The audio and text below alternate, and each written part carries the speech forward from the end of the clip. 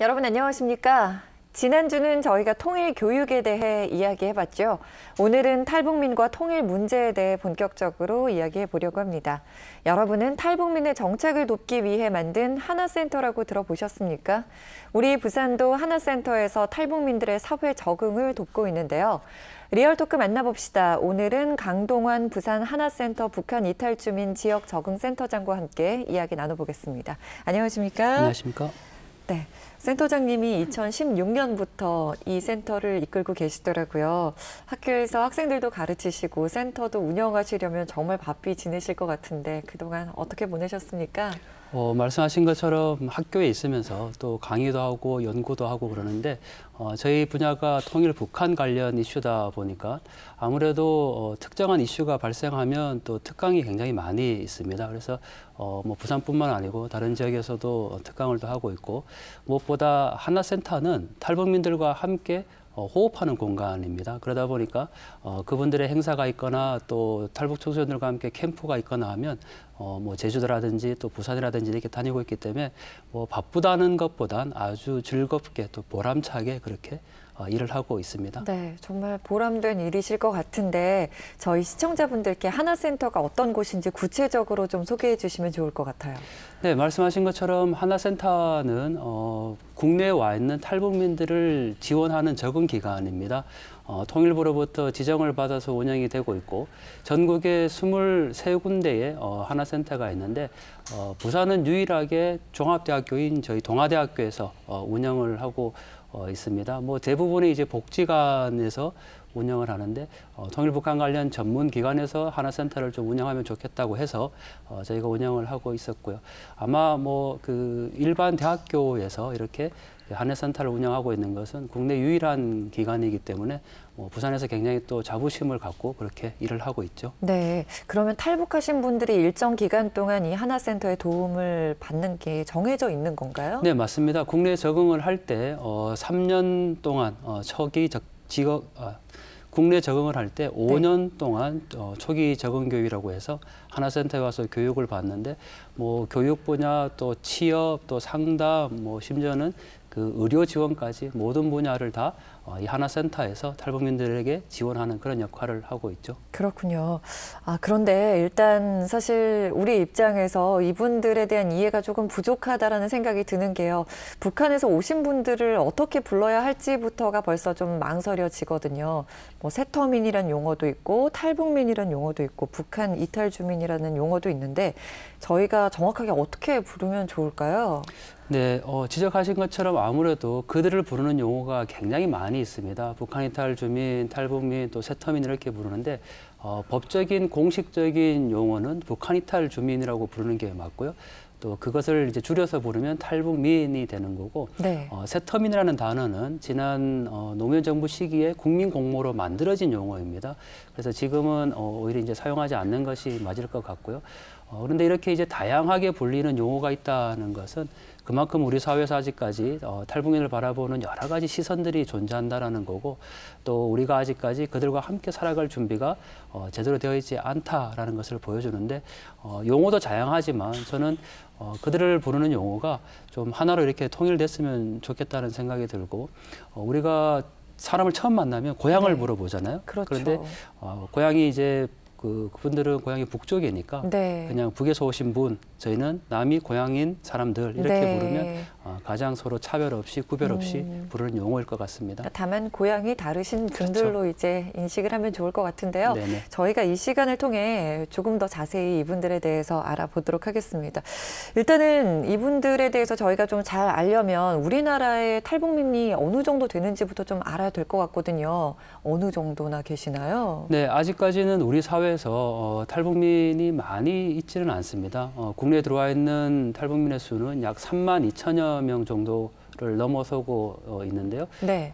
중요한 특징은 그중에 70%가 여성이라는 점입니다. 그리고 그 70% 가운데 다시 약 7, 80%는 중국에서 살다가 오신 분들이기 때문에 우리는 생각에 엊그제까지 북한에서 살다가 곧바로 남한에 온 분을 탈북민이라 생각하기 쉬운데 오히려 중국에서 거주하던 시간이 오래되다 보니까 중국의 문화나 또 중국의 생활 방식을 좀 가지고 있는 경우도 많고요. 무엇보다 이제 궁금해하신 것이 그러면 우리 지역 지역의 부산에는 얼마나 탈북민이 살고 계신가 그렇죠. 문제인데 부산은 약 1,000여 명 정도의 탈북민이 함께 살고 계십니다. 네. 뭐 전국에서 가장 많은 것은 경기, 인천, 서울 이런 순이고요. 네. 뭐 우리가 그 서울과 멀어질수록 탈북민의 수가 지역에 적다 이렇게 얘기를 하거든요. 그러면 네. 서울, 부산이 굉장히 거리가 멀기 때문에 부산은 작아야 되지만 또 그렇지는 않습니다. 탈북민이 굉장히 선호하는 지역 중에 하나고 네. 또 뭐 우리가 그 충청도나 경상도를 제외하고 굉장히 서울, 경기, 인천 다음으로 많이 거주하는 것이 바로 부산 지역입니다. 네, 말씀 들으면서 궁금한 게 이분들이 이제 본인을 소개할 때 주위에 본인이 북한에서 오셨다고들 말씀을 하시나요? 아니면 말씀을 안 하시는 편이신가요? 뭐 여러 가지 경우가 있는데 네. 한국 사회에 잘 적응하신 분들은 뭐 저는 탈북민 몇 기라는 것이 그들이 이제 하나원이라는 곳이 또 있습니다. 네. 국내에 들어오면 하나원에서 3개월 동안 합숙으로 교육을 받는데 그분들이 졸업하는 기수가 바로 하나원 기수거든요. 그러니까 탈북민끼리는 서로 만나면 하나원 몇 기입니까? 서로 이렇게 물어보죠. 네. 저희도 이제 탈북민을 처음 만나면 하나원 몇 기세요? 이렇게 물어보는데 그 기수는 한 달에 한 번 기수가 나옵니다. 그런데 본인이 직장에 다니거나 또는 대학생 같은 경우에 네. 학교에 가서 내가 굳이 북한에서 왔다라고 뭐 자랑스럽게 이야기하지는 않고요. 네. 그냥 상황이 되면 뭐 고향이 북한인데 탈북민이다 이렇게 얘기하시는 분들도 있고 또 아직까지 제 주변에 보면 어린 자녀가 초등학교를 다니는 학부형인데 네. 학교에서 우리 아이가 왕따를 당할까 우려가 해서 네, 네. 본인들이 탈북민이다 이렇게 밝히지 않는 경우도 있습니다. 그래서 네. 적응을 어떻게 하느냐에 따라서 굉장히 차이가 있죠. 네, 그분들이 북한에서 온 이유를 숨기는 데에는 아직까지도 우리 사회에 많은 편견이 존재하기 때문일 거란 생각이 드는데요. 그렇죠. 이분들은 어떻게 지내시나요, 보통? 뭐 우리 사회에서 탈북민은 항상 도움을 받는 존재, 또 적응하기 어려운 존재 이렇게 생각할 수 있지만 부산에 살고 있는 많은 탈북민들은 우리가 자부심을 가져도 좋을 만큼 굉장히 잘 적응하고 있습니다. 네. 특히나 북한의 청봉체라는 글씨체가 있는데 네. 국내에서 유일하게 전수를 받은 쓸 수 있는 분이 부산에 거주하고 계십니다. 청봉체라는 네. 글씨체는 어떤 글씨체예요? 가장 쉽게 설명드리면 네. 우리가 북한의 매체를 볼 때 우리 한국의 궁서체와 비슷한 글씨체인데 네. 아주 힘이 있는 북한이 주로 사용하는 글씨체를 북한에서는 청봉체다라고 얘기를 하는데 네. 이분이 북한에서 그 선전 포스터를 그리고 쓰다가 오신 분입니다. 북한에서. 그래서 청봉체를 유일하게 전수를 했고 네. 지금은 그 통일 서해 강사라는 이름으로 곳곳에서 북한과 통일과 관련된 그런 붓글씨를 청봉체로 쓰면서 통일의 이야기를 또 나눠주고 계신 분도 계시고 네. 북한에서 또 한의사를 하셨다가 오신 분이 계세요. 네. 그래서 굉장히 이제 연세가 좀 있으신 분인데 지역사회 봉사관에 가서 지역사회 복지관에 가서 봉사를 직접 하고 계시는 분이라서 우리는 뭐 탈북민이 늘 도움만 받고 또 어렵게 살고 있다 이렇게 얘기하지만 오히려 그들이 받은 그 마음들을 이쪽 남쪽 출신 사람들에게 전해주는 그런 역할도 하고 있고 네. 또뭐 굉장히 큰 봉사단을 꾸려서 장애아 시설에서 일을 하시면서 또 봉사단을 운영하시는 분도 계시고요. 그래서 뭐 부산에는 굉장히 다양한 탈북민들이 리더로서 그렇게 또 살아가고 있다는 것도 자부심이고요. 또 다수의 탈북민들이 뭐 부산이 가지고 있는 좋은 장점이죠. 해안과 접해 있고 네. 또 관광으로 접해 있다 보니까 뭐 관광 그 가이드나 또 통역사 뭐 이런 일들을 주로 하면서 적응을 잘 하고 있습니다. 네. 참 이렇게 모든 분들이 다 잘 지내시면 좋을 텐데 얼마 전에 굉장히 안타까운 사고가 있었어요. 모자가 숨지는 사고가 있었죠. 생활고 때문이라는 이유로 이렇게 좀 목숨을 끊은 사례인데 이렇게 체제나 경제 상황이 달라서 이렇게 안타까운 선택을 하시는 분들도 계실 것 같아요. 이런 분들도 많이 계신가요? 네, 말씀하신 것처럼 그 고 한송옥 모자 사망 사건으로 저희가 탈북민 정착 지원에 대한 굉장한 지금 재정비가 필요하다라는 인식을 같이 하고 있습니다. 아마 우리 사회에서 관심을 갖고 누군가가 그분과 연결이 되었다면 이렇게 안타까운 사연은 또 일어나지 않았을 것 같은데 무엇보다 앞서 잠시 말씀드렸지만 그 탈북민이 가지고 있는 가족 구성의 문제입니다. 중국에서 살다가 오신 분이고 이번 모자 사망 사건도 역시 남편이 중국인 분이었죠. 그러다 보니까 어머니와 함께 아들이 살아가는데 네. 어머니가 경제활동을 나가면 그 아이를 돌볼 수 있는 사람이 없었던 거죠. 그러다 보니까 삶에 대한 의욕이 없었고 또 결국 이렇게 안타까운 사고가 있었는데 저 개인적인 소망도 역시 그렇게 중국에서 살다가 국내에 들어온 아이들, 제3국 출생 아이들이다 우리가 이렇게 표현하는데 네. 그 아이들을 위한 돌봄 학교를 아주 멋지게 하나 지어서 정말 그 돌보고 또 가르치고 그렇게 할 수 있는 시설을 만드는 게 제 개인적인 또 소망 중에 하나입니다. 네, 그 부분에 있어도 또 추진하고 계신 게 있으신가요? 저희가 당신이 통일입니다라는 캠페인을 하고 있습니다. 그래서 네. 아직까지 국내에 단 한 곳도 이런 시설이 없기 때문에 학교에 들어가기 전에 아이들을 돌볼 수 있는 그런 시설을 우리가 통일의 이 상징적인 의미가 있는 부산에서 먼저 좀 출발했으면 좋겠다는 생각이죠. 네, 여기서 궁금한 게 이분들이 이제 탈북을 하셔서 우리나라에 정착하시면서 어떤 식으로 경제 활동을 하시는지도 궁금해하시는 분들이 많이 계실 것 같아요. 보통 어떤 일을 하시나요? 무엇보다 오시면 우리가 흔히 얘기하는 사무직 쪽으로 바로 가기는 어렵습니다. 네. 왜냐하면 그 컴퓨터나 뭐 이런 부분들을 잘 알지 못하고 또 중국에서 오랫동안 생활했기 때문에 한국 사회에 적응하는 과정들이 조금 필요하죠. 그러다 보니까 전문적으로 직업 훈련을 받고 또 그렇게 해서 이제 주로 취업을 하는데 지역적 특성을 굉장히 살립니다. 앞서 잠시 말씀드렸지만 우리는 부산 지역은 해양과 이렇게 접해 있기 때문에 해양 관광 산업에 또 취업하시는 분들도 계시고 또 개인적으로 창업에 관심을 두고 뭐 식당이나 이런 부분들을 또 창업하고 계신 분도 계신데 뭐 조금 이렇게 제가 자랑을 하나 드리면 해주세요. 네네 부산에서 냉면집을 운영하는 탈북민이 있습니다. 평양냉면집인가요? 네네 비슷한 건데 함흥냉면집입니다. 그래서 가보시면 통일과 관련된 그 인테리어도 있고 네. 또 정말 고향의 맛을 담은 아주 의미 있는 그 냉면집을 하는데 재밌는 건 냉면집만 하는 게 아니고 유럽식 그 스테이크를 같이 합니다. 냉면집에서요? 네네. 그래서 굉장히 퓨전과 같은 그런 음식인데 탈북민이 그냥 뭐 북한 음식만 하는 게 아니고 자신이 개발한 음식을 또 만들어서 네. 통일을 이야기할 수 있는 그런 공간으로 활용하고 있다는 점이 또 부산의 또 하나의 자랑이죠. 네, 부산에서 가장 최근에 북한의 맛을 느낄 수 있는 곳이겠네요. 네네. 그렇군요. 교수님은 이 북한에 대해서 굉장히 관심이 많으신가 봐요. 지난 3년 동안 무려 13권의 책을 집필하셨다고 들었어요.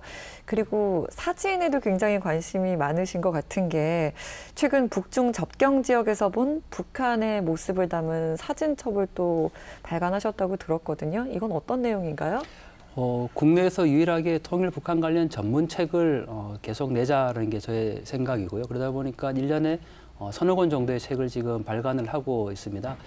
그런데 작년부터 저희가 국내에서 많은 언론에서 보여주는 북한의 모습이 평양에 좀 집중된 그런 이야기들이죠. 그래서 네. 우리가 아직까지 북한을 잘 모르기 때문에 북한에 가서 북한의 모습을 보여주면 좋겠지만 지금 그럴 수 없는 상황이잖아요. 그러다 보니까 북중 접경이라도 가서 북한의 모습을 담고 또 거기 살아가고 있는 북한 주민들의 이야기를 함께 좀 사진으로 보여주자라는 생각에서 계속 북중 접경을 다니고 있는데 네. 거리는 뭐 끝에서 끝까지 가면 한 2,000km 정도 되는 거리입니다. 네. 그러다 보니까 뭐 짧은 기간에 다닐 수는 없고 오랜 시간 동안 이렇게 계속 다니고 있는데 평양 밖 북조선 또 그들만의 평양 이런 제목으로 평양 이외에 다른 북한의 모습들이 있다라는 그런 걸 우리 국민들에게 좀 알리고 싶은 마음으로 책을 내고 있습니다. 굉장히 의미 있네요. 얼마 만에 한 번씩 가세요?